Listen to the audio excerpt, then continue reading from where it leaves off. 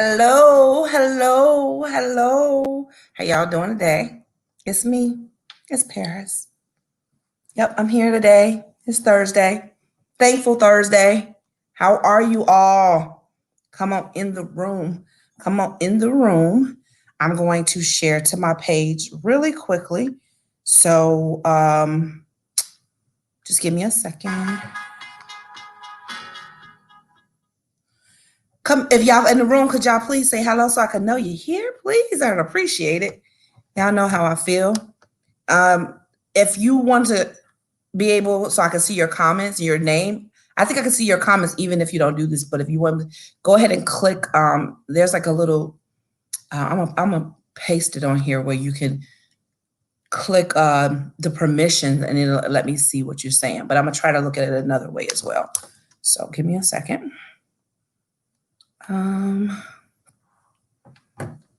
Let me know y'all in here.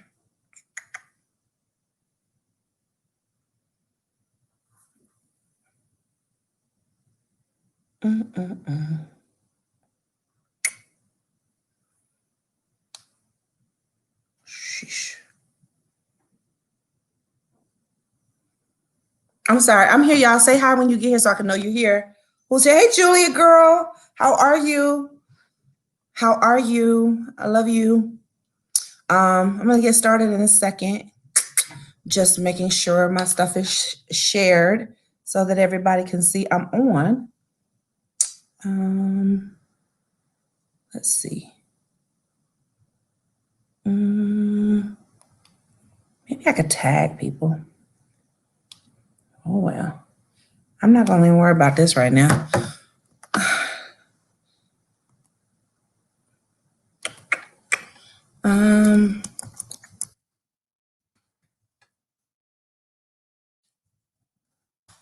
How was your day? My day was good. I hope that you guys had a productive day. Or sometimes I've learned that getting rest when you're really tired is productive. So even though you might not feel like you did much today, if you got rest and you really needed the rest, that is also productive. So if you did get some rest, let me know because I think I'm a little envious of you. But don't worry, y'all. Today is my last day of finals. So I got 2 things to turn in tonight. And I think I get like a 1-month break. Lord, I'm so excited about this rest I'm about to get. You don't appreciate your time until it's not all yours anymore. So I'm excited about that. For sure excited. So I think everybody knows what that feels like. So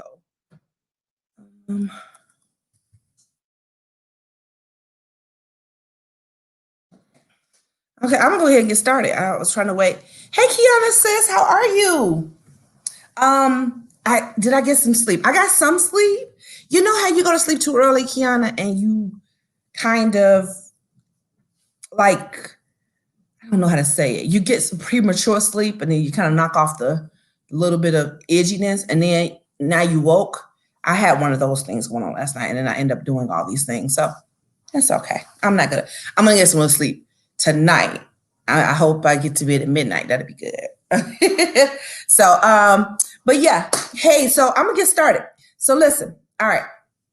I know you saw my topic, perfection. Is this perception or is it achievable? The reason I brought that up is because I think a lot of people, okay, here we go. Have you ever been on a job interview and they ask you, what are your weaknesses and what are your strengths? Like that question is very normal in a job interview. And so oftentimes you have to be strategic about saying, oh, these are my strengths and then these are my weaknesses. But you always try to give weaknesses that sound good. And so I remember one of my weaknesses I used to put is that I'm a perfectionist, right? And I often think back now, was that something that really probably shot me in the foot sometimes? I mean, I kind of always mostly got jobs I went for if I really wanted them, but I wonder if that was something, because I thought at that time that I was like bragging like, oh, and I used to say stuff like, oh, I can't finish, I can't, I won't let a job go until I'm done. I have to, it has to be perfect. And I'm that type of person. I don't care how long it takes. It has to be right. And I remember that was my braggadocious thing when I used to get, and I called myself like being very crafty in saying that. Okay, so that's what we do in interviews. But I wonder if we're really honest, do we also do it in just talking to people, right? Some people might say, oh, nobody really walks around and say, hey, I'm a liar. Okay. Or nobody walks around and says, I'm a thief. Yeah, girl, I'm a whole thief. You don't do that because it's going, even if it's true, you're not going to do it because it's going to put you or pitch you in a bad light. Right. So oftentimes what I notice is that people say things that they believe will make them still look good.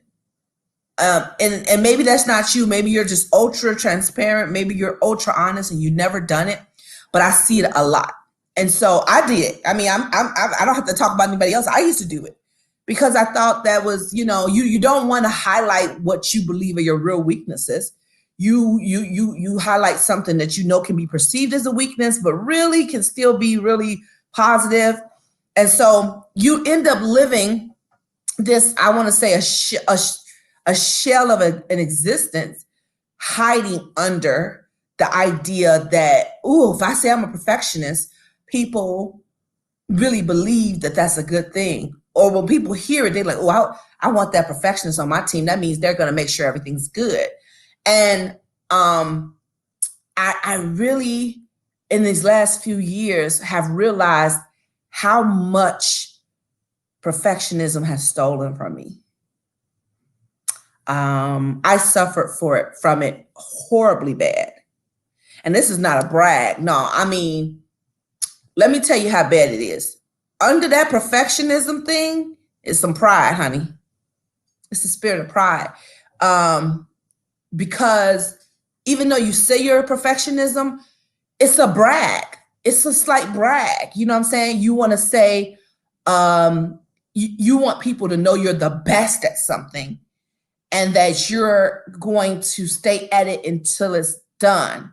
And I'm here to get us out of that thing today. And you know what? I believe that the way society is, a lot of people either still operate in points of their life as a perfectionist, or they are just a full-fledged one. And I'm going to tell you why that is a horrible thing. This is not going to be long. I just need to give you facts because, again, people really think they be slick. Oh, yeah, I'm a perfectionist. That's what I am. I got to really get better at it. They don't mean that. They like it. Like I used to tell people I was a control freak and I was a perfectionist. And I used to say stuff like, yep, I'm a control freak. Mm-hmm. Yep. And I had no intention of fixing it. Do you hear me? I had no intention of fixing it.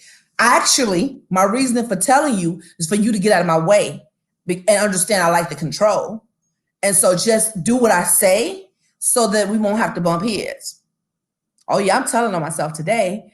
I had that horribly bad.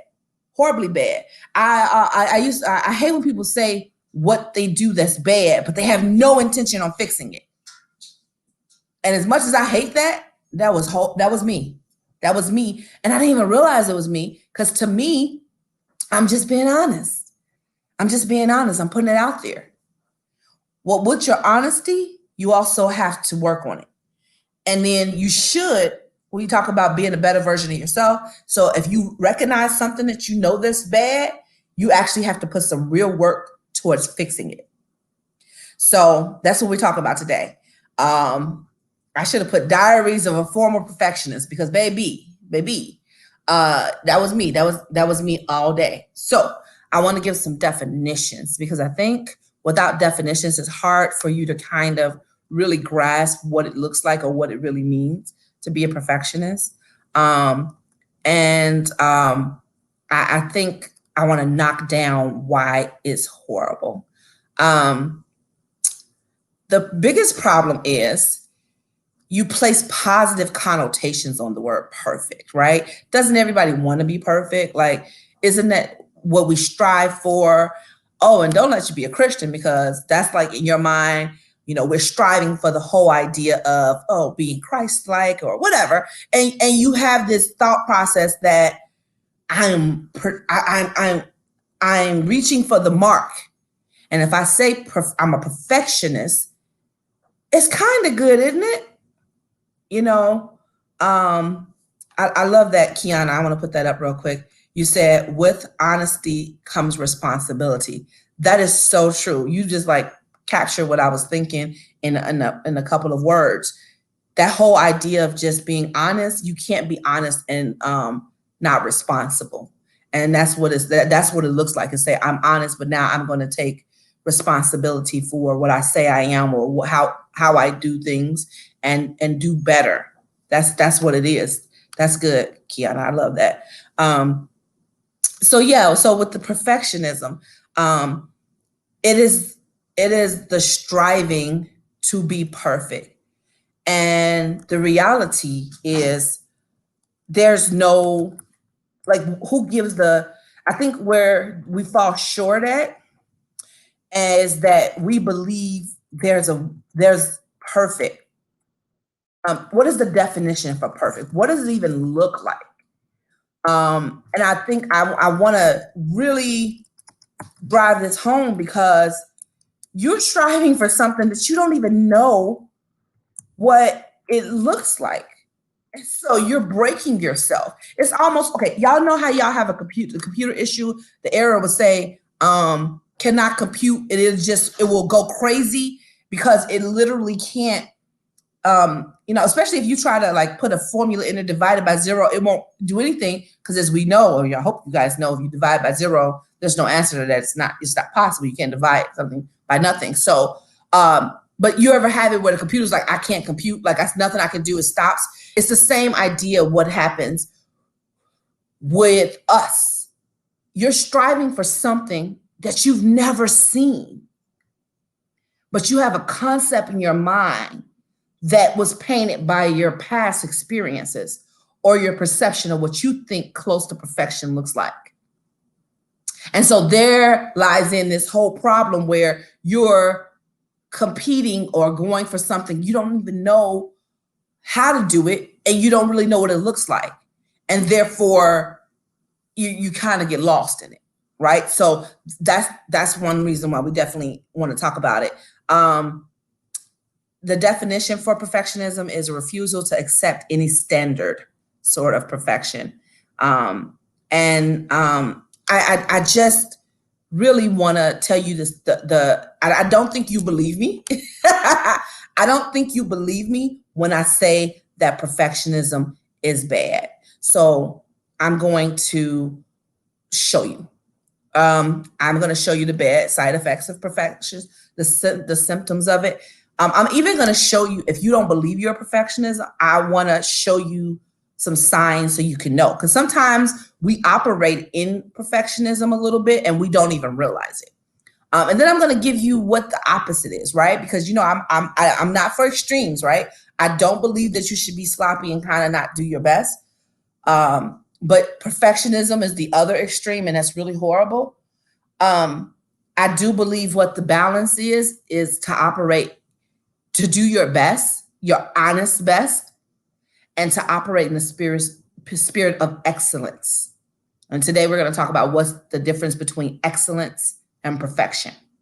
Okay, so here we go. Here's some signs that you are dealing with perfectionism. A common trait. Number one, a lot of people that are perfectionists are high achievers. And there's nothing wrong with being a high achiever. Actually, that's a good thing, right? A high achiever, it can be good and it can be bad. It has its pros and cons, like everything else. A high achiever is somebody who really wants to perform, that wants to do their best at everything. There's a way to be a high achiever and not be a perfectionist. So let's be very clear. There's a difference there. But one of the biggest differences is, like, are you able to spot these things in you? Number one, all or nothing thinking, okay? It's okay to say, I want this, and I'm not going to stop until I get it. It's another thing to drive yourself in the ground trying to get the thing that you say you want, even when you might be in the middle of the pursuit and realize it's not achievable anymore. And I know some people say, well, that means you're just giving up. It's not true. Sometimes the best people in the world are people who have had to accept that their once goal is not going to pan out how they thought it was going to be. And now it's time to pivot.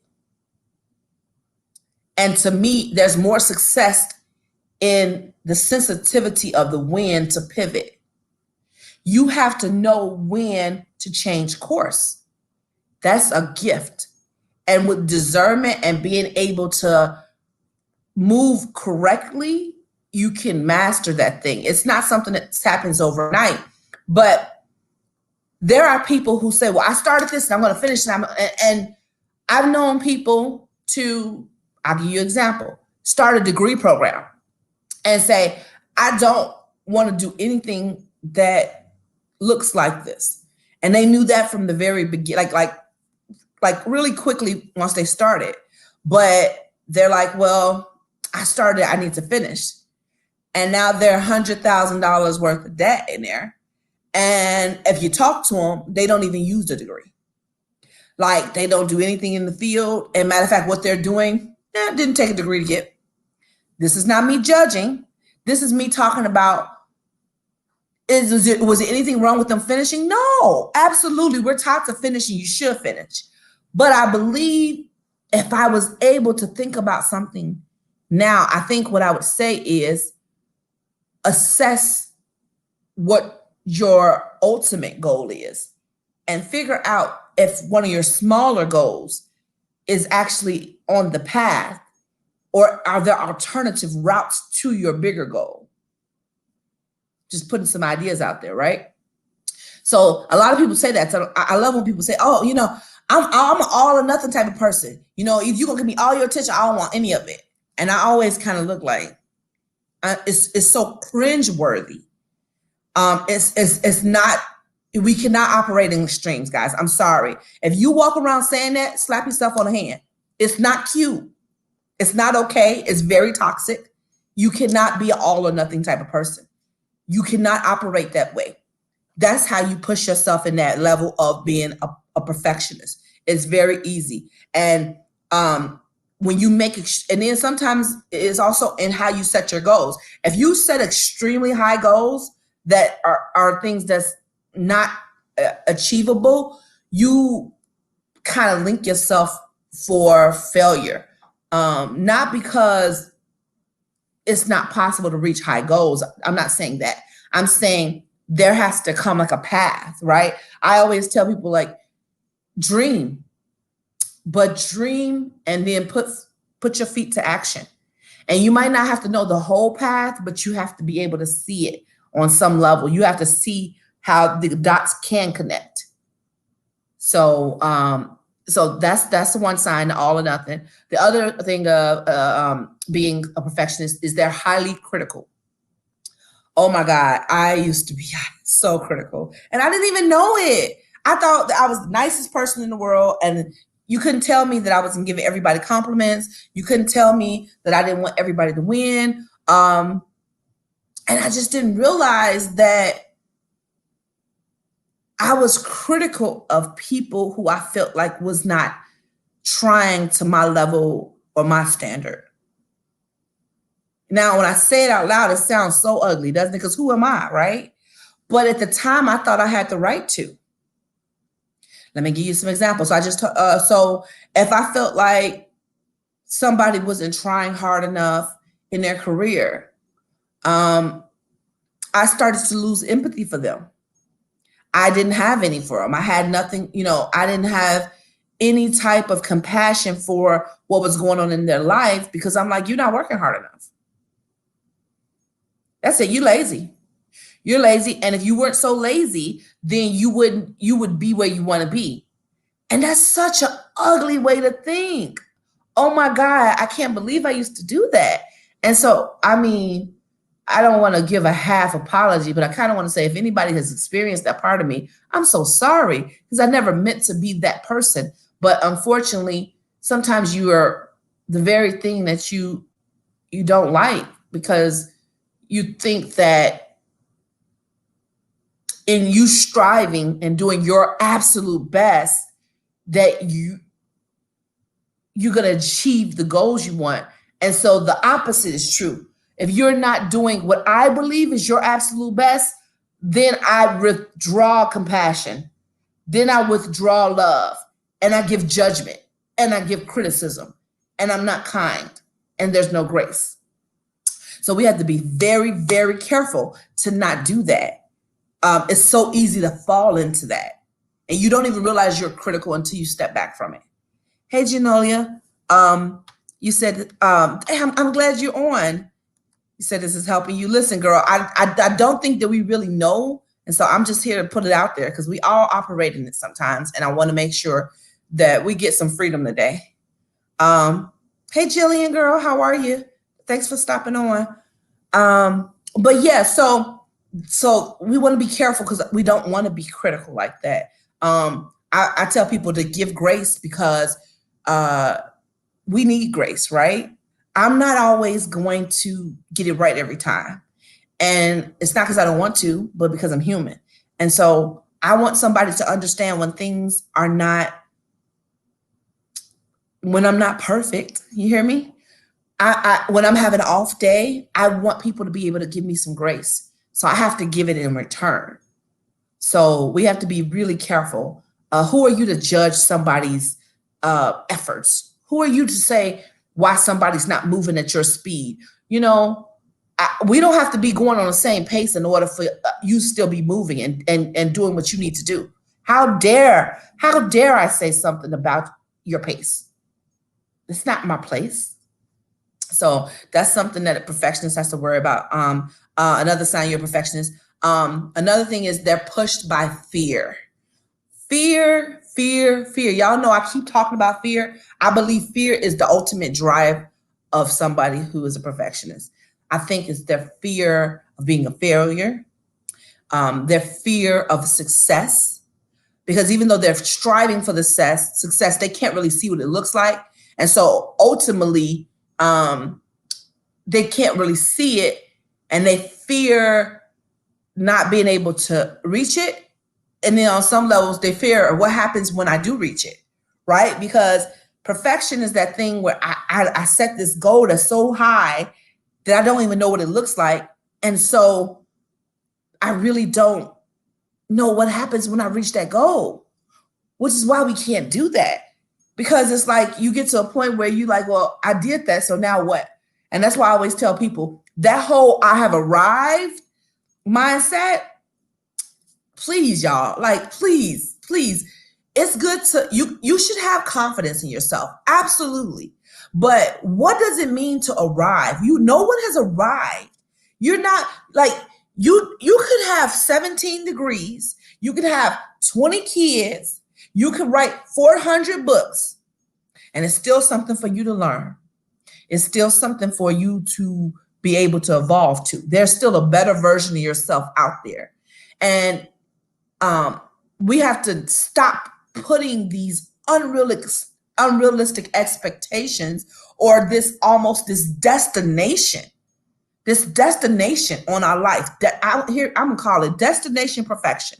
Like there's this goal where, where there's this unrealistic thought of what it's like to be perfect and where we have to go. And if we don't get there, we are stuck in like this fear and end up ultimately having anxiety about it and depression. And I know it's so funny because you would never, in the past, I would never think to put the words perfectionist with depression or anxiety. I would never, because in one hand you think, oh, perfectionists, they have a lot of confidence. They really they think high of themselves. They believe they can do everything, which is why I tell you, be careful about these false positive connotations that we think are with the word perfectionist. the reality is you really are operating in a stage of fight or flight at all times because the fear is there underlying the idea of not being able to like perform. And it's performance anxiety too. Okay, so and let's see. So I think I gave you a couple things here. One of the other things that you can tell if you are somebody that actually operates in perfectionism is that they become depressed by unmet goals. And I just talked about the depression piece of it. And I never put those two together. When they don't meet their goals, when they don't hit the target, when they don't get the results that they thought they were looking for, now I'm depressed. Now I am beating up on myself, and really it's nothing anybody can say to me because I am a failure. I feel like a failure. I didn't do that. Like I've heard people say, I hate when people put these like time limits on things. I didn't get married by 25. I didn't have any kids by 30. I didn't go to school and graduate, by, 24. It's you become, I see it all the time. People become super depressed because they did not hit the target. They did not hit the goal. And now they don't really know how to be what I call content. And some people look at content as settling, and it's not the same thing. Contentment is the ability to accept where you're at and see the positives from where you're at, from the seat you're at.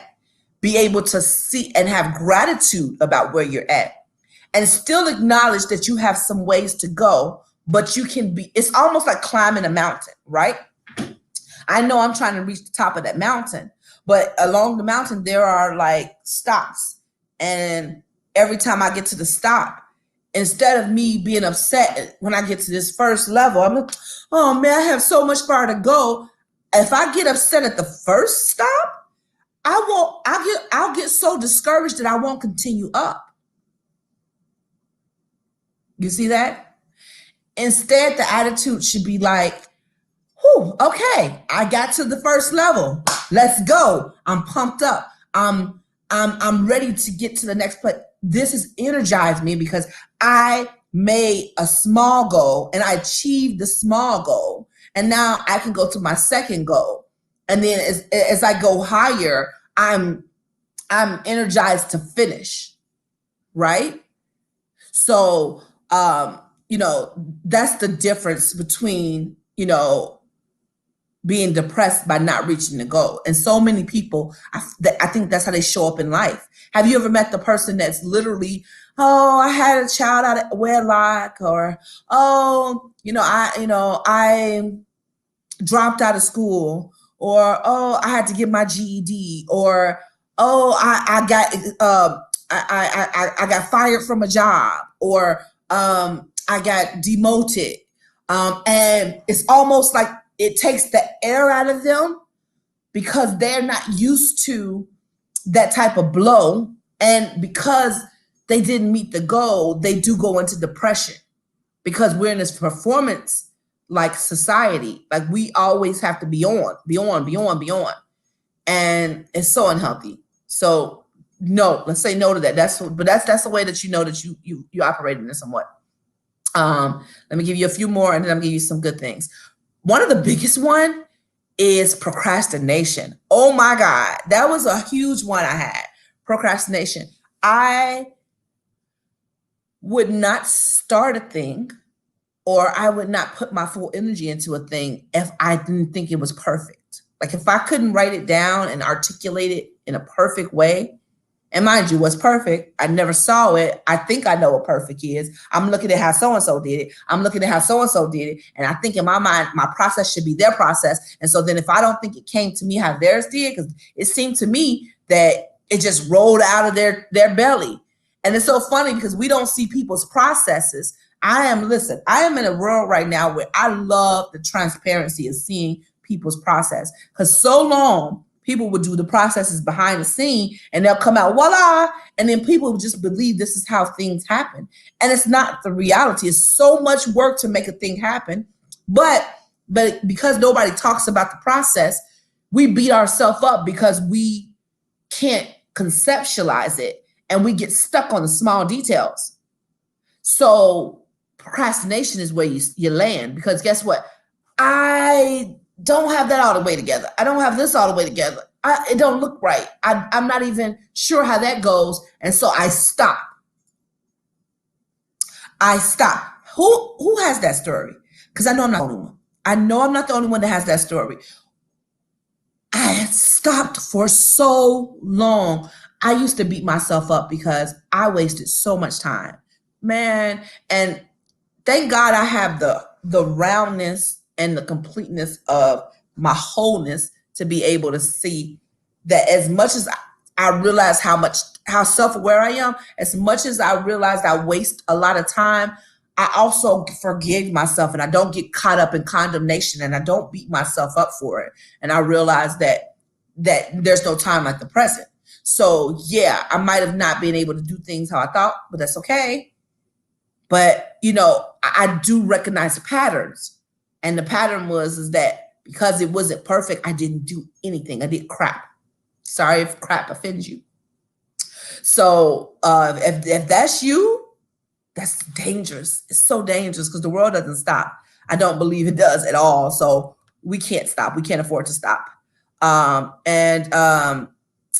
Another thing, I just wanted to let us know about this kind of a vicious cycle of how perfectionism goes hand in hand in depression. It's like we talked about the all or nothing, like, if it's not this way, I don't want to do any parts of it. That's dangerous. Then a lot of times then you have this focus, and your focus, you call it laser focus, but really your focus is very critical. It's super, super critical. And so now not only are you critical of others, you're super critical of yourself. And that criticalness paralyzes you to no movement. Janolia, I want to put you said that you can relate procrastination has caused you to miss several opportunities. It's very dangerous. Listen, I'm trying to tell you, it's happened, and it's not just me and you. It's just not just our story. It's a lot of people. If they're really honest about how many things that they didn't do because it wasn't perfect. Matter of fact, I know it's people right now that's sitting on something that is a God idea, or there's something that they know is an amazing idea, and they won't do it because they don't think they're qualified enough.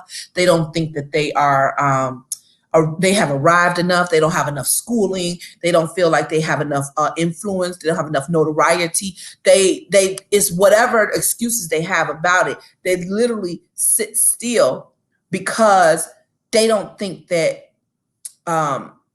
they are good enough or the idea is developed enough, or they don't think that they have what it takes to start. And it's so dangerous and I'm trying to tell you, start. Even if someone said something to me the other day and it was so good. And I'm gonna paraphrase what they said, but I think what it was, I will take messy, imperfect action versus no action any day. Did y'all hear me? I will take messy, imperfect action versus no action any day of the week. And I had to think about that. And at first I was like fighting it. That's how you can tell I still have some of that stuff on my mind. I was fighting that statement. I'm like, no, I don't want to be out here looking messy and doing stuff and stumbling and falling. And I had to realize, just like I like to do the metaphor of a baby when they start to walk. When the baby starts to walk, they don't think, oh, I'm not going to start. Nope, I can't do that. Walking is way too hard. Nope. They don't get caught up in their mind and say, nah, that walking thing, I'm not qualified. Let me just stay crawling. Forget the walking. I'm good here. I'm fine here. That's not how babies think. Babies literally say, oh, let me get up and try the walking thing because I have things to do. And really walking is just a means to an end. I really want to get to that that kitchen counter. I want to get to that dresser. And so I guess I'm gonna do this thing that I see everybody else doing. Let me just get up and start to try to walk. And then what happens when they walk? They fall. Oh, wait, these things that's on my bottom, I guess these called legs. Ugh. What happens? Oh, I don't know. I don't really get the hang of it. But they don't just sit down after the first time they fall. They keep getting back up. I keep using this analogy because it's an amazing analogy. Once I got it, I loved it. It's the idea you just keep getting up until you get it. And you never stop. You never say, one day I know. You get to the point, and guess what? Them walks, those first couple of walks, they're unstable. They fall into stuff. They might bump their head. They might cry. They might step into something. They might even step on something that's dangerous and hurt themselves. But guess what? They never stop. And the parents never make them stop. They support them and they surround them and say, you can do this. This is what you can do. This is what we need to do. And so it's like, I think that's where we have to be able to say, like, it's going to look messy sometimes. Sometimes it's going to look unorganized. Sometimes it's not going to look like you know what you're doing. But you have to start. You have to start. You have to start. If you wait for you to be perfect, if you wait for it to be perfect, if you wait for you to feel perfect, you will never start it. You will never start it.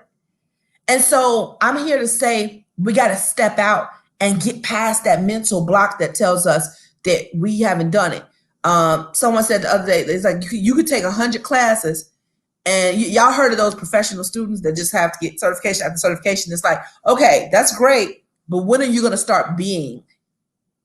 When are you going to start doing? When are you going to jump out? Because the reality is that some stuff, yeah, you need certification, but a lot of things, just to do good things, you don't actually need a whole lot. And it's in our head and we get stuck. So that's that whole perfectionism thing. That's why it's dangerous. Okay, so I'm almost done, guys. So then I said that's what that focus, that ultra criticalism, and then that's when you get to burnout. How many times have you guys been burnt out because you try to be Superwoman and Superman? Remember we talked about the Superman complex? It is Superwoman complex. It is super dangerous, super dangerous. That's why we have so many people who suffer in silence from depression, because they try to be everything to everybody all the time.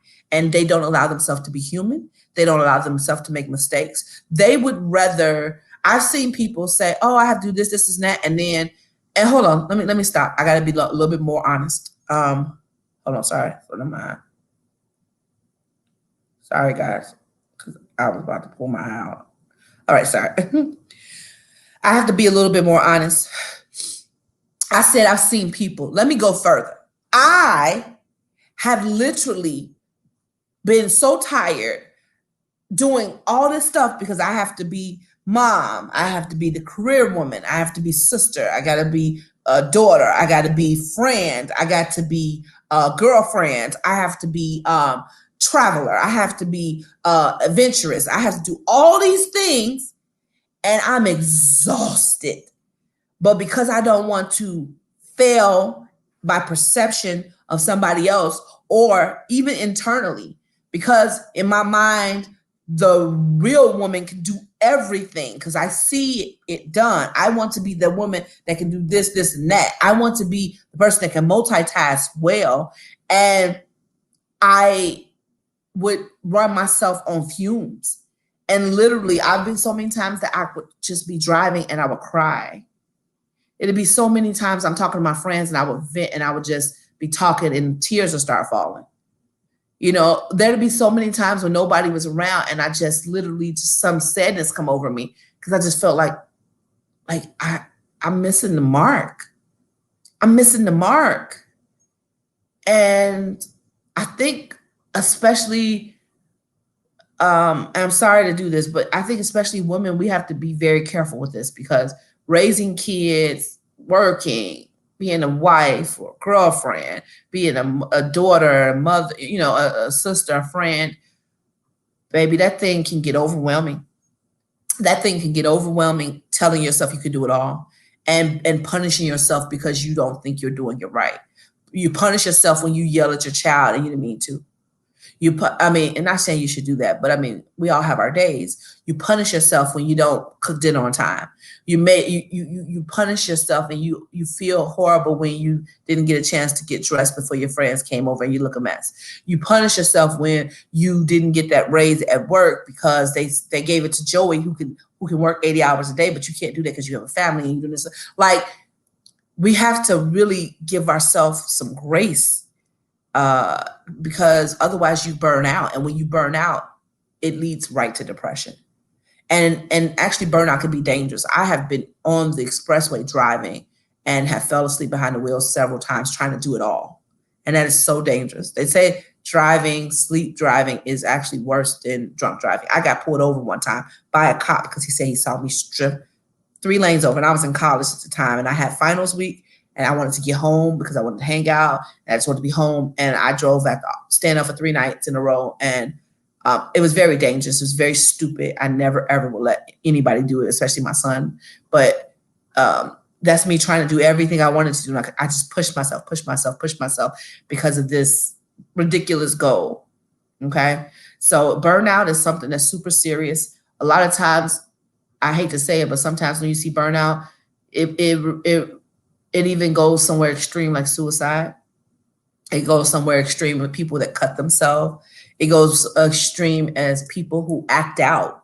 Sometimes when you say, well, that person, they seem like they were just so good and perfect and whatever, and then you see them go crazy. That's because the buildup was coming there because they've been trying to do everything. And then when you ever see that person that seems so like put together, and then all of a sudden they just explode because they've been trying to do everything right, and then this one thing was the needle on the camel's back that let them explode because they realized that it's unattainable, the perfection thing. So instead of us going into perfection, I want us to talk about excellence. Excellence is what you want. You don't want to be in that trap of perfection. It's not real, guys. It's fake. So I'm gonna give you these last things and I'm gonna be done. Here's a couple of things I like. And let's choose excellence and not perfection. Perfection says, they deal with impossibly high standards that can never be met. On the excellent side, high standards can be met if you put the proper effort, practice, and persistence. So it's not that you can't have high standards. It's just that you can meet them with effort, practice, and persistence. You see the difference between perfectionism and excellence? Because I'm all about excellence. I also give myself grace, though. So we're talking about excellence with grace, okay? Next one. Perfectionists say mistakes are failures and must be avoided at all costs. We don't like that. We don't like those definites, right? So this is how excellence is. Mistakes are normal and they help us to learn. Isn't that much better? Mistakes are normal and they help us to learn. That's how we have to think of this thing, okay? That's how you shift remember I tell you it's all about perspective? It's all about perspective. That's how you shift your thinking, okay? All right, I got only 2 more and we're gonna be done. Perfectionists say they only value the outcome, okay? They only value the outcome. That's not good, right? Because if you don't meet it, you feel bad. Excellence says, I value the process and not just the outcome. Come on, then we talk about process. It's the journey. It's the processing. In order to get olive oil, you got to crush those olives. And in order to get wine, you crush the grapes. In order to get diamonds, you crush the coal. I think that's what it is, right? You literally have to go through the process. And all these times we want to skip the process and we just want to get to the goal. And then we get depressed if we don't get to the process how we thought. So we definitely have to value the process, put value in that thing. I'm trying to, Kiana. I'm trying, girl. I really am. So like, I love this. It just makes me, if I heard this some years ago, it would help me out even more, but that's okay. I'm right. See, I'm not going to beat myself up because I'm right where I'm supposed to be. And you shouldn't beat yourself up either. This is just about being self-aware, being the best versions of ourselves possible so that we can get where we need to go. Okay. And so here's the last one. Perfectionists think rigid. A lot of times they have rigid thoughts and there's only one right way to do things. My God, didn't that used to be my testimony? Jesus. It's my way, or just don't do anything. If you don't want to do it my way, we're not doing it. Jesus, so horrible. So that's what a perfectionist would say. If when you operate excellence, you say, I'm flexible and goals can be adjusted. I love that. I really, really love that. I pride myself being inflexible nowadays. When things don't go right, I used to get such anxiety when things don't go right. I'd be like, oh my God, nothing's going right. And I found myself always on edge, just like manic. It was just like I put so much into things having to be completely right this way, and that's the only way. And if you're not doing it my way, I'm all untangled. And no, to operate excellence is saying, okay, all right, so we can't do it that way. So, okay, how can we do it? You want to try it that way? Let's see. Let's go try it. Let's see if there's another route. Like I said to you guys the other day, what happens when you're on the way to a destination and you get stopped by a train and you thought this train was going to be a 5-minute train, and now the train is 30 minutes and then the train stopped and we don't know when it's going to start. You're going to outwait the train, and now you're sitting there for over 30 minutes and you're like, okay, I have to do something else. What is it called? Reroute. We got to reroute.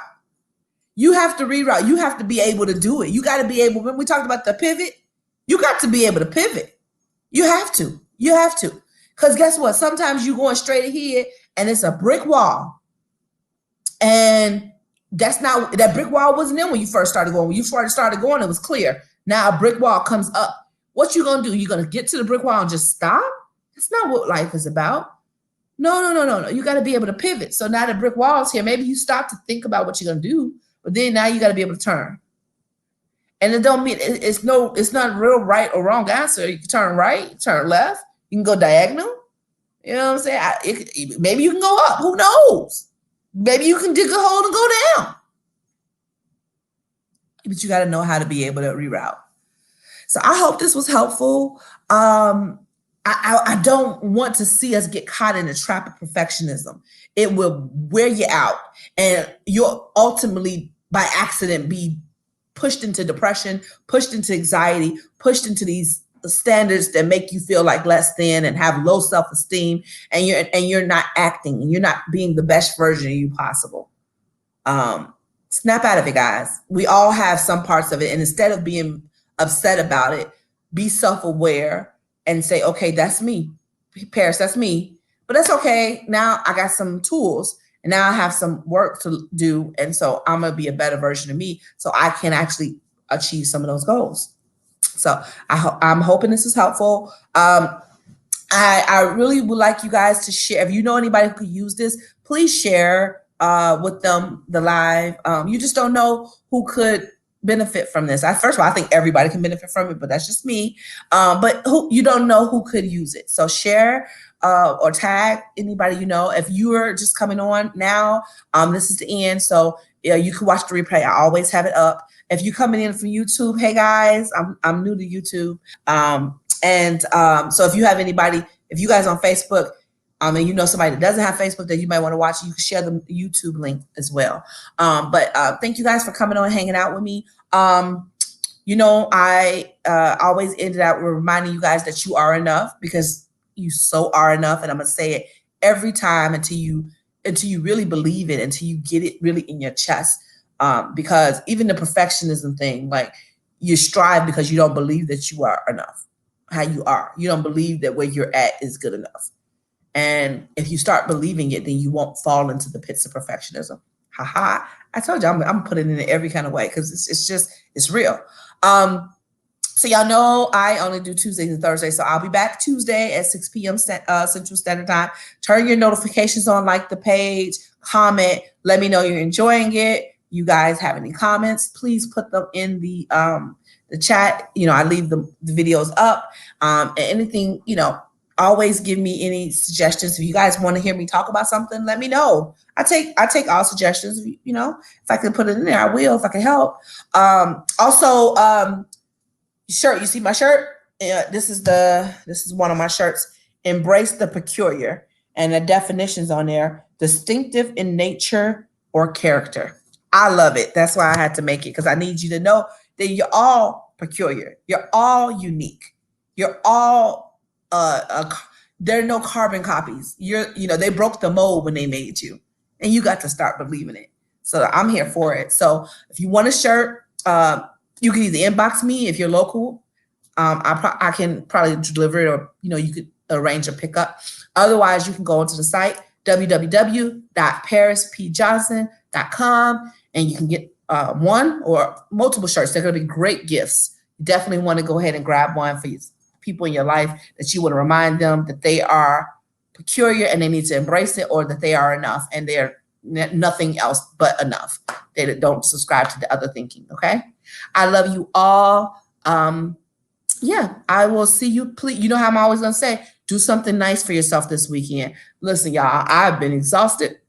I got to finish up a few more things for class this week, but I'm going to relax and have some me time this weekend. I'm excited about it. So I need you all to definitely do something nice for yourself. I don't care if it's take a bath. I don't care if it's burn one of the candles that y'all bought from Bath & Body Works. I'm mad because the site crashed before I can get mine. I'm a little upset about it, but I'll be okay.